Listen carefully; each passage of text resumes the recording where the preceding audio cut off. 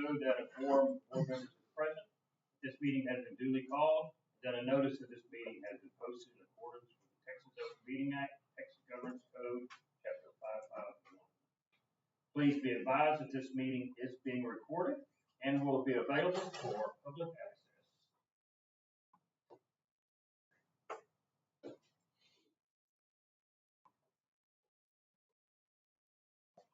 All right, how about prayer? God, thank you for today. Thank you for the blessings on our community, Lord, and our schools. We ask that you continue to watch over us, Lord. Give us wisdom as we make decisions, and let us always follow your will in all that we do. Lord, we ask you that you remind us in this time of year to be thankful for what we do have, and gracious to those who don't. In your name we pray, amen. Amen.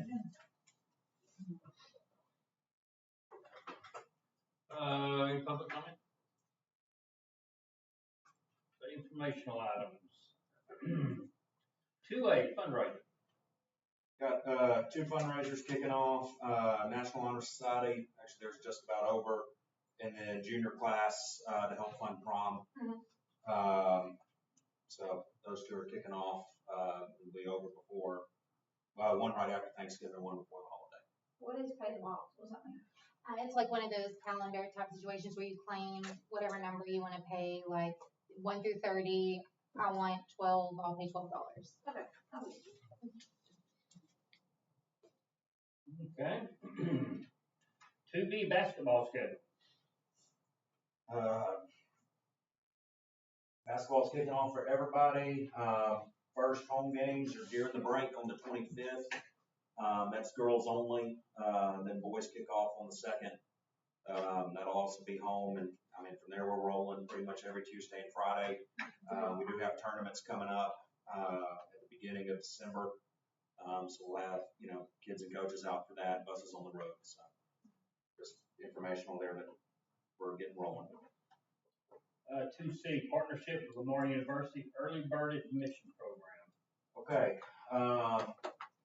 This one I'm pretty excited about. I got to be part of this in Bridge City last year.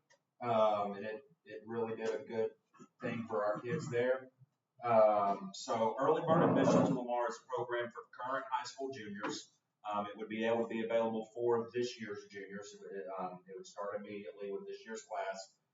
What it is for any kid that has a 3.5 college GPA. So that's no weighted scale. It has to be a true college average GPA of 3.5 or higher, and they're in the top 50% of the high school class.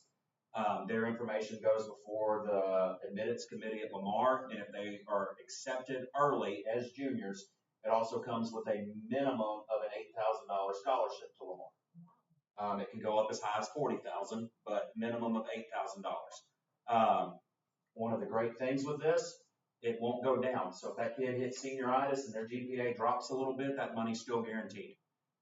Though on the flip side of that, if that kid suddenly gets their tail in gear, makes a higher SAT score, moves up in class ranking, the money can still go higher. It allows them to apply for the presidential scholarship earlier than most people do, which presidential at Lamar is a full ride worth about $100,000, $110,000, depending on which program you're in. So it gives them an early chance to apply for that. It's also non-binding, so a kid can go in and accept this offer as a junior, get a better offer to Texas A&M, LSU, Stephen F. want to go away. The money, Lamar just absorbs the money back into the next year, so it doesn't cost the kid and the family anything to accept it. There's no sign on the dotted line, we hold you to this, or you have to refund it. It's just money to be had. Lamar is doing this. They got a grant. They're working with several of our local companies. They're doing it trying to keep some of the best and brightest kids from wanting to go off. And they're hoping by offering them early, there'll be a little bit of a loyalty factor there. They're hoping also too that they can get big money in the hands of kids that deserve it, and have a chance at keeping them from going off. I mean, that's what's in it for Lamar, is that they want some good kids coming in to be part of their programs. For us, what we have to do, we have to provide them transcripts and student names, so that they can go through and find which kids meet the criteria. If we get it back to them, by December 12th, it also comes with 5 $1,000 scholarships that we as a district get to award based on the needs we know about our students. So that would have nothing to do, now it has to be a kid that meets these criteria, but once they do, we can look at it and say, hey, we know Johnny's family doesn't have the money to send him to college, so we're gonna add 1,000 onto him. Whereas, Jimmy, his family's got some they can put on the side, we don't need to add 1,000 to him. So it allows us to assign those based on the needs that we know for our kids in our community. So. Great. There's not really anything to vote on with it, but it is something I want people to know about. I think it is a 3-year deal, unless the business partners behind it pull the plug on the money on Lamar's end. It's a 3-year deal, so it'll be this year's juniors, sophomores, and freshmen that will have access to this at a minimum. Hopefully it gets to keep going, but at least those 3 grades will have access to this program. That's great. Good stuff. Thanks. To the fall ADA special population report. Okay. Give me 2 seconds to find.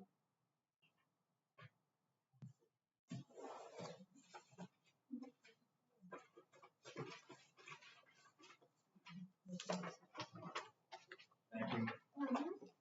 I got the cover page, look. Oh. I'm not crazy, just print it wrong. I got a big square where it's supposed to be.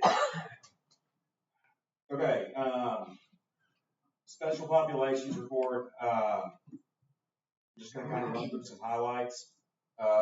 Most of our grades are at 50% EcoDis or higher. There's only, I think, 2 that are not, that are 50% or higher. Every grade level, multiple special ed students, and a lot of them have emergent bilinguals. That's a growing population, well as most of the state. Seniors are up to 45 students, with some students that are choosing to graduate early in 3 years. So we'll be looking at a slightly larger class there than we had thought. Let's look a little smaller. Now that we've rolled those 3-year graduates up. Except for 6th grade, we're pretty consistent on class sizes. Hovering high 30s to high 40s. 6th grade's the outlier at 28. But everything else is pretty consistent. There's also at least 1 homeless student in every grade except for 5th. I think they're the outlier that has no homeless students report. But keep in mind with that McKinney-Vento homeless community, me and my parents are living at my grandparents, and we know we're there. And so we got a roof over our head. It's a stable situation, but by the McKinney-Vento stuff for education, that makes you homeless. So when we went through the residency stuff and enrollment information that families gave us, that was the way it coded out. So it's not actually as many. We don't have people living under the bridges and tents and under tarps in situations like that. But we do have people that are doubled up in houses with other family members, or they're in a temporary situation. Even a travel trailer, I mean, it'd be the nicest one on the lot, but travel trailers are automatically considered homeless under McKinney-Vento, stuff like that. So as we got that residency information, we made sure we coded it. It does help us on accountability to make sure that that's coded correctly. So that was my question. At the end of the day, you see stuff, you ask that. The question I always ask, so what? What does this all mean? Is there some things taken into consideration, some special considerations financially? Yes. We get extra teachers. I mean, if I look at what is it, kindergarten and first, 20% of our kids are in special ed in those 2 particular classes. I mean, is there any consideration or extra help that we get for? I mean, that's a chunk, and that's equals extra teachers. Ma'am? A lot of those are speech only, and so they're pulled out during the speech time. The speech, Nope, you're next. She's next on explain all of that. But in general, this helps us keep our Title I status and a lot of the Title I funding coming in. It also helps on ADF accountability at the end of the year, because it puts us in a different comparison group, as far as our like schools, and make sure that we're accurately compared. And then with special ed, there is, funding on the back end of special ed. It helps with transportation costs, when we're transporting those kids. It goes into part of why we get, free meals, for our students at both campuses. Just an example, Bridge City, they had a hard time getting this information into the secondary campuses, because, high school kids don't like to return paperwork. And so in Bridge City, because the numbers aren't right, the elementary campuses get free lunch and breakfast, and the secondary campuses, the students have to pay for it. Same kids, same families, but it's just a matter of getting these numbers right. So, pretty proud of our people and the work they did on the back end, making sure it was all right. Both campuses and up here, there was a lot of time spent making sure we got this correct. Can I interject that at the high school, it also helps us, the ACO-DIS numbers helps us get more fee waivers for SAT, ACT because of that percentage.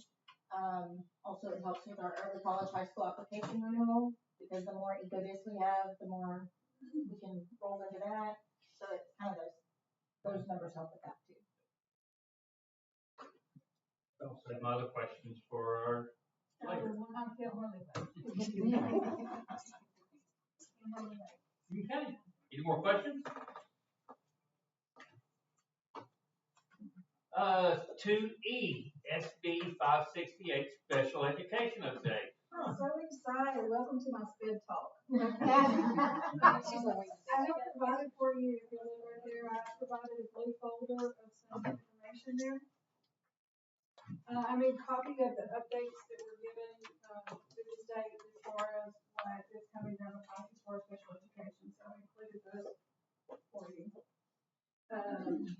I wanted to share with you that we have, as of snapshot day, and this is subject to change, it's probably changed even today, but we had 78 special education students out of a total of 573, which is about 13.6%. And like 48 of those are junior elementary, right? Quite a bit of them are, yes, sir. If you'll look, I included a graph in there, is a percentage. I also went through and just, again, I love to talk about special education, but special education is one of those things that's very litigious, and a lot of rules and things exist that probably are more involved than what people realize. And so I went through and I gave you information on what the difference is between an educational eligibility and a medical diagnosis, and how that's attributed to the ARD meeting. I did the laws that required us to do inclusion. It's not called inclusion anymore. The state of Texas has changed that terminology now, because apparently inclusion was not a nice word. I don't know why, but it's called meaningful access at this particular moment in time. So I apologize that my politically correct is not necessarily listed on there. I did include how many, like I said, percentage-wise, were in each grade level. You have that with Ms. Kinsey's report as well. I did want to share that we get additional funds this year. If you look at that first page on the blue, it talks about we will receive $1,000 for each initial SPED education evaluation. So that's good. It costs us a lot to get those done, but again, they are providing for that. And as Do we have our own we have our or own diagnostician, but we use her as a case manager and paperwork, and we contract those out to our psychologist and also our contract diagnostician. So we use a third party to do all of this? Yes, so there's a couple of reasons, but the most predominant reason would be it's somebody who is not necessarily working for the school. It's contracted out, and it gives a little bit more. Is that standard for most districts? Bigger districts usually have their own diagnosticians, but we. A lot of big districts have somebody that only does testing, so they're not necessarily. They have like 5 or 6. They have the kids. So it's essentially the same thing as the contract, except for their full time, because there's so many Right. kids. Right. But it's very common to have somebody that's not the campus case manager testing them. That way there's no predisposition about judging from what you hear from the teachers every day or what you see in the hallway as you're doing those tests. Exactly, because you have to take into account a lot of different aspects. It's a multidisciplinary kind of thing.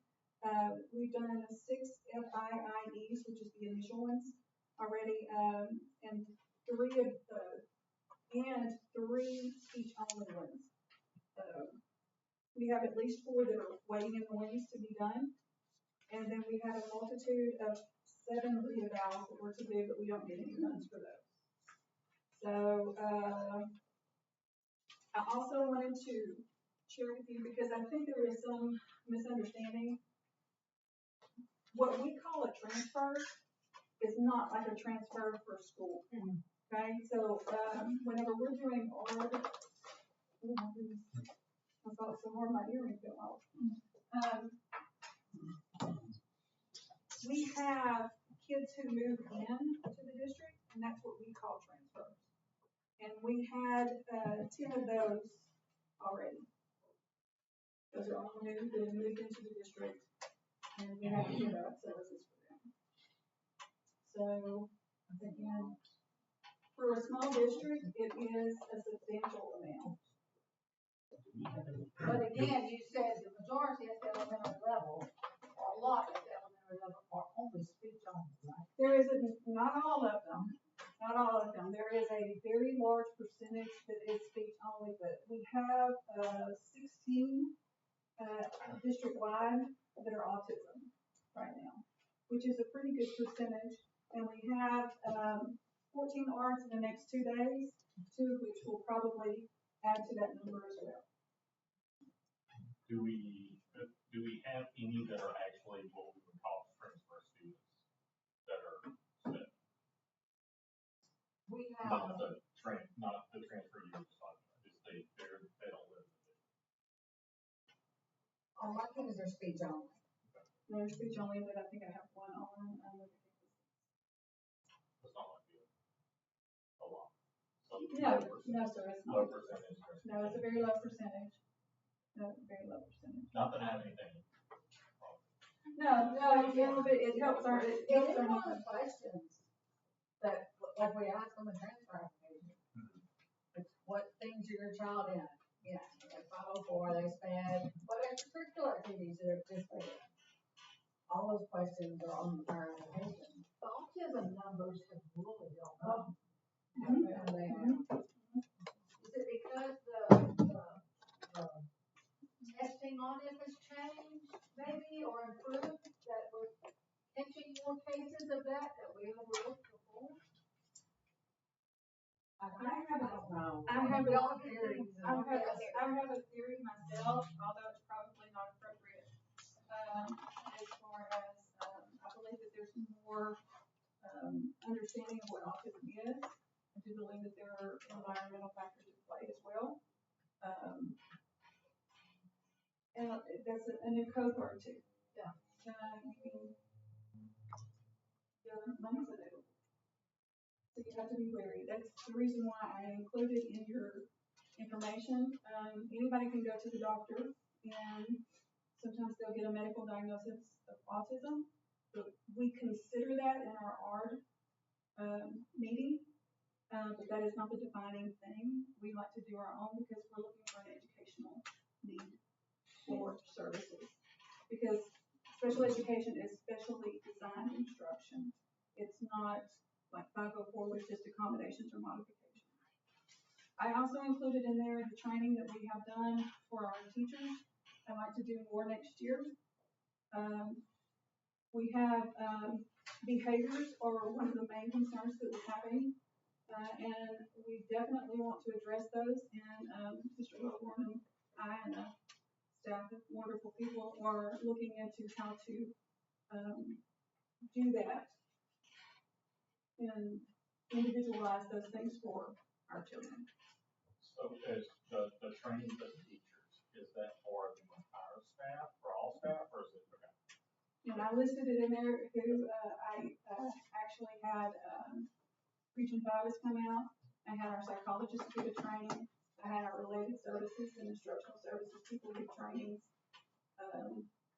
there's EduHero that they do on their own time, to get information. And I also had where we could, if a teacher had a specific need, then I would get a psychologist to come out and to speak with them or Tara or whoever it was, because again, some of these are challenging behaviors and we want to best serve our kids. So if you have any questions, let me know. I love sped. Thank you. Good job. I think I've asked this before, but I'm asking again, so I'm old as shit, but from a statistically, are we an outlier? Is it all districts are running around 16 to 18% now? I mean, like the new normal or Actually, it's more usually. Mr. Wilborn tells me quite regularly that that's not a lot. I feel like it is. Because, you know, the whole goal of special education is to provide that specially designed instruction. And then as they graduate, you know, we start removing supports and everything so that they can be independent. We're finding that the needs are more involved now, and there's a lot.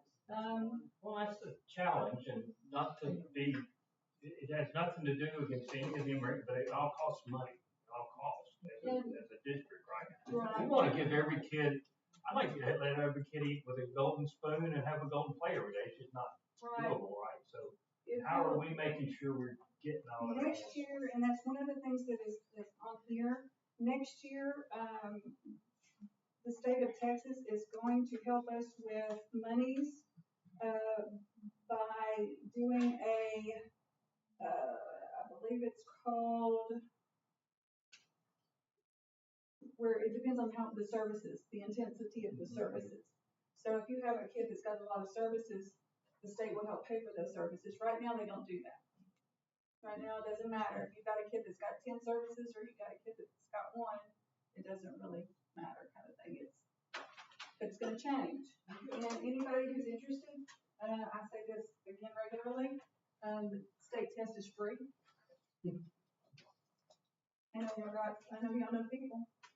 The state test for special education certification, that's another thing that we're finding, is that it's very, very difficult to get people. Nobody wants to do special education. Well, they just changed the test to the running test. And nobody wants to do it because it is, it's challenging, but those are our most innocent population that we need to really invest in, because we're life changing. What we do in special education can mean the difference between a residential home or a group home or an institution and being able to live independently. So you have to look at really and truly that's where you make the biggest difference. So what makes the state test? I didn't know that. Most people, it's the legal side. There's case stuff There's in a there lot of that's cases, you just a lot of have to cases and things like that. And I listed again some cases in there, yeah, so, but we really need good people who, have kids with exceptional needs. And the state test is to qualify. So if they don't go through the state test, there's no qualification for special ed. Right. Right, and our special education students must be taught by special education teachers. Thank you again. Greatly appreciate it. Well, All right, 2F, board reporting. F1, bilingual ESL program. That's me. It is required that we give a little update yearly to the board about what our bilingual ESL program looks like. We do not have a bilingual program. We do not have the number of students that require that at this point. We do ESL pull out or ESL content based depending on the students. We do not currently have any receiving services at the high school level. We just had one reclassified from emergent bilingual to English proficient. So our numbers are increasing, but we are making progress with the kids. And we have 3 district-wide teachers that are ESL certified. So that's something that, along with the SCO certification, we need more of, and hopefully we will be working in that direction. So we did have enough students to teachers with the ESL certification that we did not have to file for a waiver through TEA. So we are able to, with our staff, meet our students' needs right now. ESL certified means that they can speak Spanish. No, it does not. They can point to a screen. They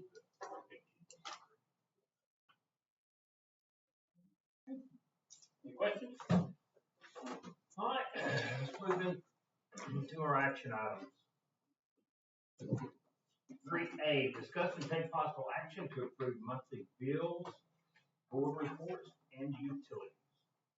I'll make the motion to discuss and take possible action to approve monthly bills, board reports, and utilities. Second. Any questions, concerns? Everybody get a chance to take a peek at it? Thank you, Mr. Manta, for sending those over. Yeah, thank you for attaching.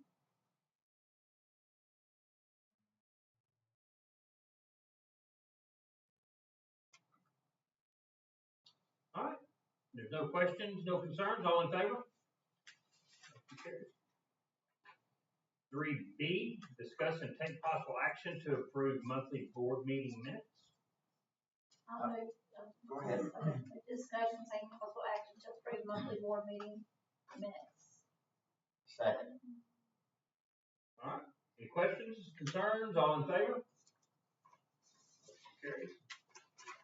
3C, discuss and take possible action to approve donations if applicable. That's a mouthful, isn't it? Motion to discuss and take possible action to approve donations to the. Do we have any, donations? Dang, Working on those are my favorite. All right, 3D, discuss and take possible action to approve purchases over 10,000 CH local. I move to discuss and take possible action to approve purchases over $10,000 CH local. D1 being Spice Good Music Company and D2 batting cages. I'll second.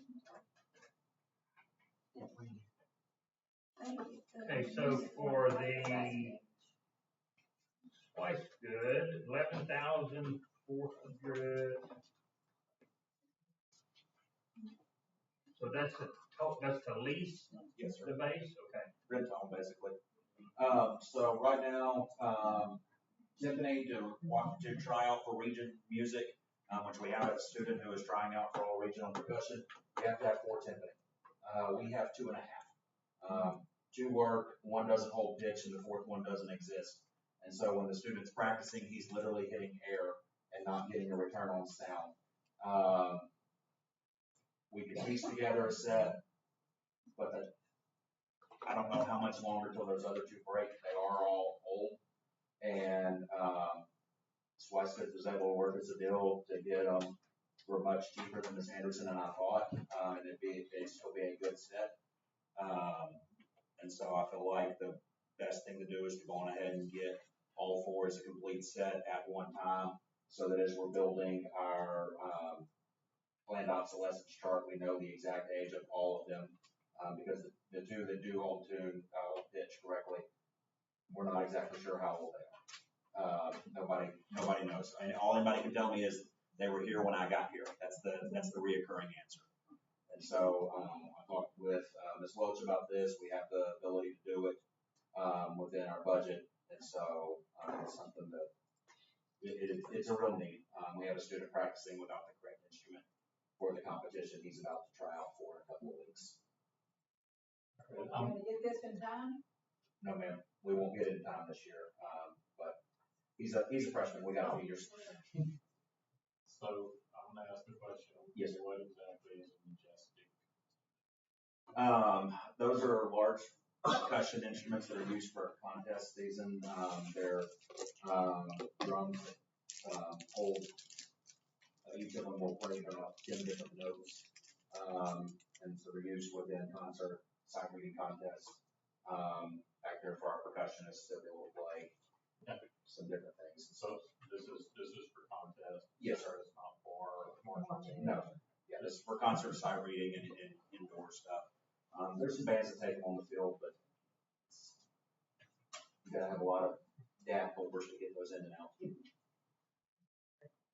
Yes, sir.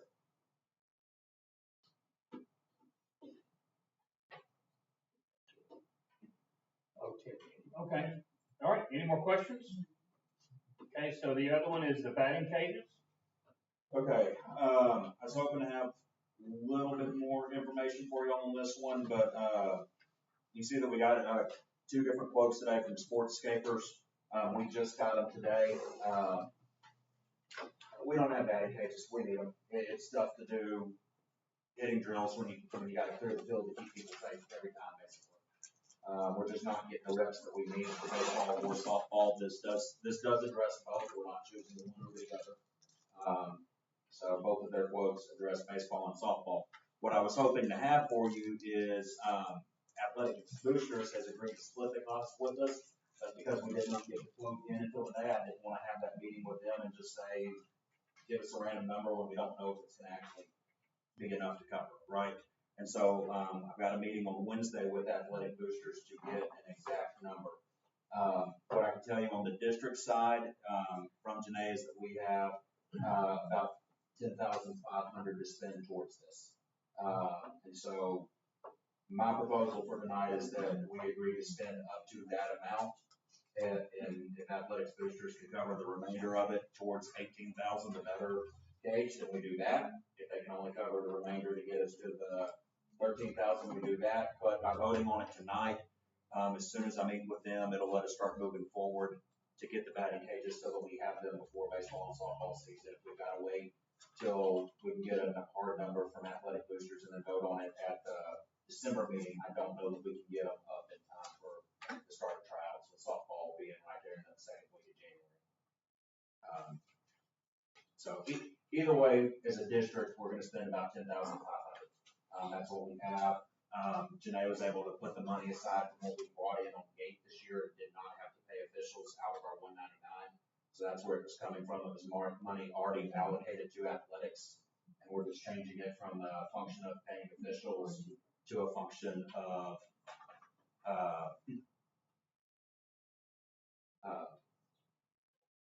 equipment. Yes, sorry. I'll bring them off. Any idea where they're planning on putting it? There's some existing concrete over there. There's a pad. Where the old page was? That's concrete there? Yeah. There was an old fence and everything. Old there. slab back there. That left field side. Yeah, no, I know where the old page was, but I didn't know we had concrete there. I thought it was dirt for some reason. I think he's still got a machine, I think, doesn't he have a machine? And then, what's his name's dad was letting him use his, softball, his baseball. Okay, cool. All right, any more questions? All in favor? Motion carries. JP? What's up? Oh, that's the thing. Oh, it's a setup. This one, You just can says put straps on those, Hey, strap them around my shoulder. this one's 11, between 11 and 13,000 for this one.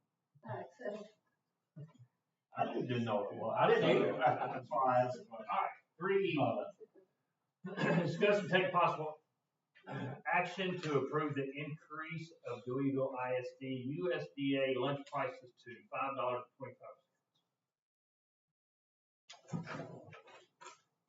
I'll make a motion to discuss and take possible action to approve the increase of Louisville ISD USDA lunch prices to $5.25. Second. So I'm assuming this is our standard requirement from the state or whatever. Yes, Region 5 just came out, about 2 weeks ago. And after Mr. Lisenby from Region 5 ran the numbers, he said that we're basically have a shortfall right now of about $15 to $20 a day. And over the course of the year, that's going to significantly add up. So it's not much that we're increasing each lunch, but that we needed to up it to this so that when we report it back to federal and state programs, they're reimbursing us. It covers the entirety of the cost. Some of that had to do with some requirements to buy, food only, sourced in the USA. And so there's, been some out-of-country, produce that we cannot buy anymore, and so now it's more expensive, to get what we're getting, and it's just meeting those, requirements, that are being updated as everybody grapples with the, massive amount of legislation this last summer. So anyway, when he ran our numbers, he came up with 525 to cover us out for the remainder of the year. And again, this is not a cost that we're passing on to students because the kids will still eat for free. It's a cost that we're reporting back to federal and state providers.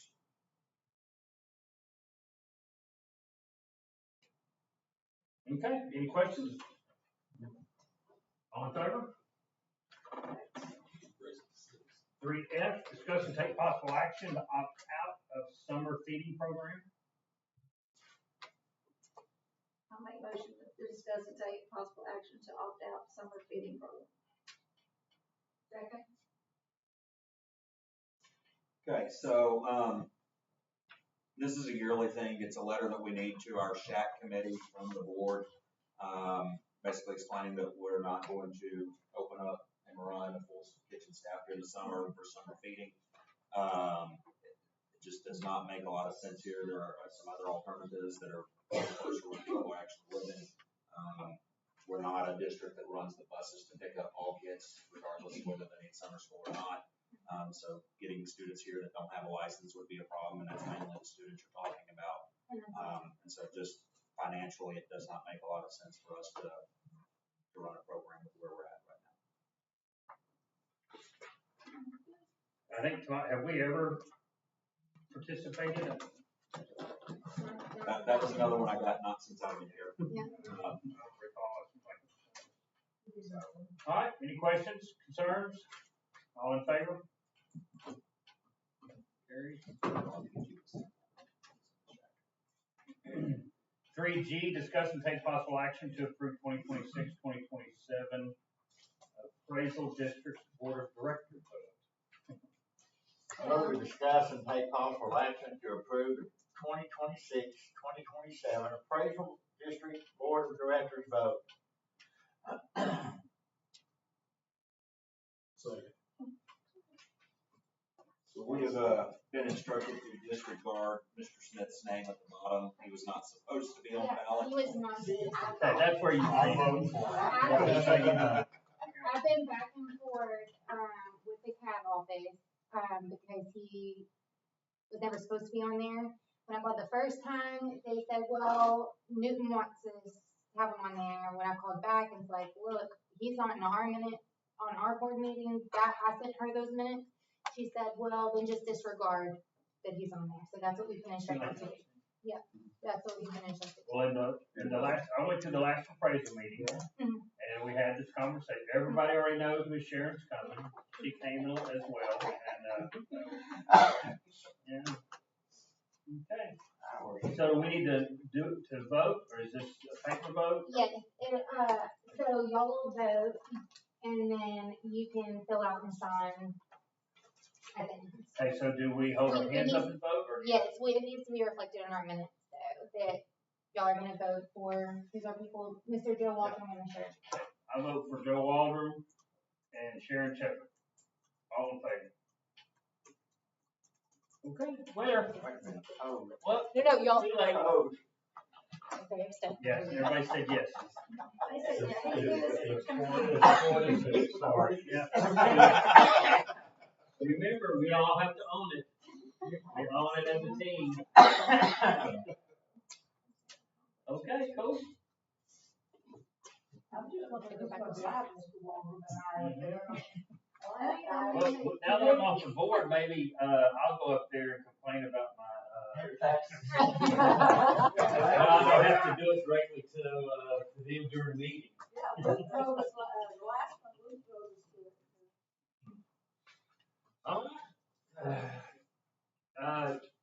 We already said all in favor, got that? So, all right, 3H. Discuss and take possible action to approve changes to FNCE. L in parentheses. Local. Make a motion to discuss approve the changes to FN and CE local. I'll second.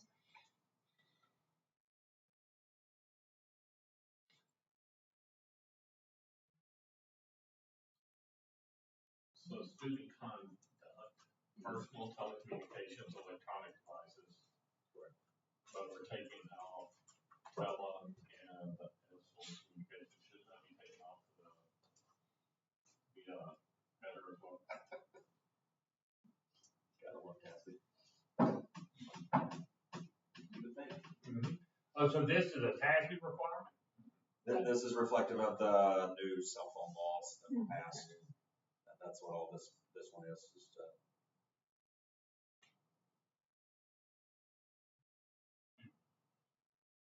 Okay, any questions? All in favor? Carries. Policy 126, policy update 126.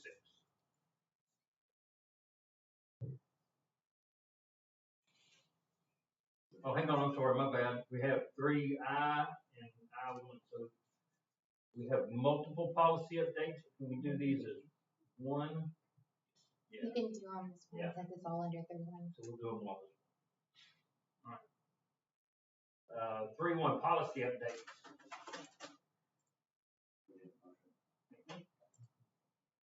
I'll make a motion for policy updates. Second. Okay, so in this, we will not be actually voting on DGBA local or FNG local. Those are the grievance policies where, we voted, Keep our current October policy. to keep our grievance policy that we have had and to actually put that within our district innovation plan to keep our current grievance policy. So those two, we will not be using the 126 update. We will continue to follow our plan that we have had. The rest of these are the updates that came with the new legislation as far as they've gotten. Now, I'm assuming, did we go through each of these, or this was just a lump, some list of goodies they sent that we just adopted for the most part? So You know, we're just making our local match illegal is what we're doing. It's all stuff that Just comes my through this huge question, though, update. I kind of figured that. Mhm. But is there do we have a list of any substantial changes? I mean, that's a lot of stuff. Yes. Are That's we why sure we're aligned with everything on here? as best as we can be. The ones that were concerning that they really figured people were gonna either choose to have a school library committee Mhm. or change the grievance Our grievance policy, those policy. things were done separately. But everything that's generally required to be the same is included in this update. So it's pretty, except for the DGBA and the FNG, it's pretty in line with what it has been or has to be and what we do. Yes, we have been kind of working on this since, not kind of, have been working on this since July.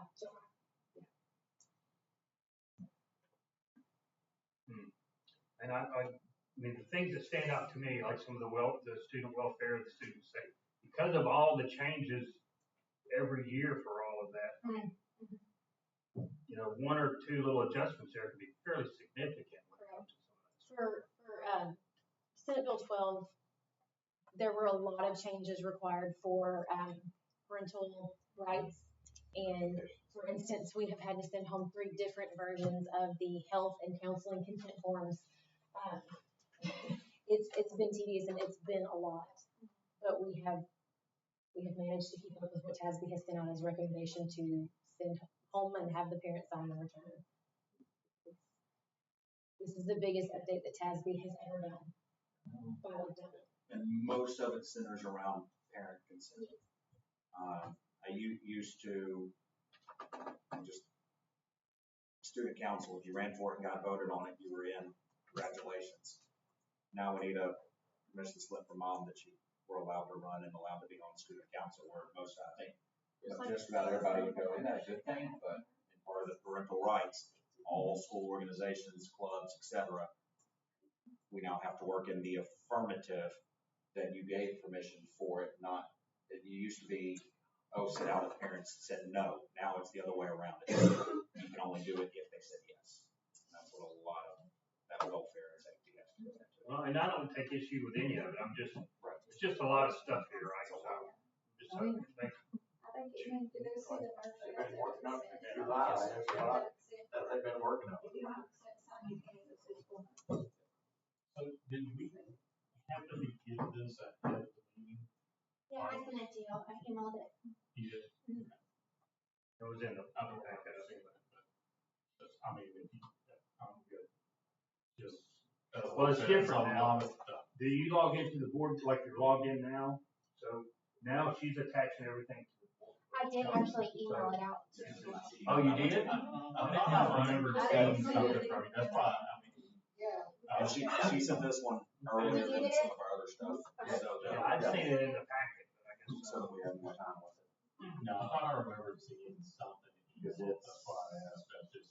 I did. Oh, And if I have your personal, I sent it to both your personal and your school. I think I sent it to both of yours, I sent it to both of yours. And I think I sent it to both of Kate's if I don't have, and yours. But I don't think I have two for you.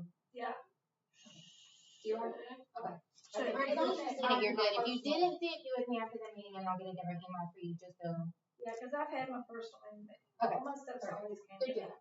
I think you switched mine from work to personal. Yeah. Cause I got it in my personal. Alright. All right, any questions? Any concerns? All in favor? All right, well, let's go into a little closed meeting and, hey, we'll be right back. 5 minutes. Strap for that.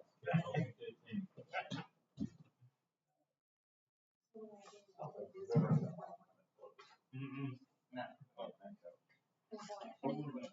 To go into closed meeting if there's not.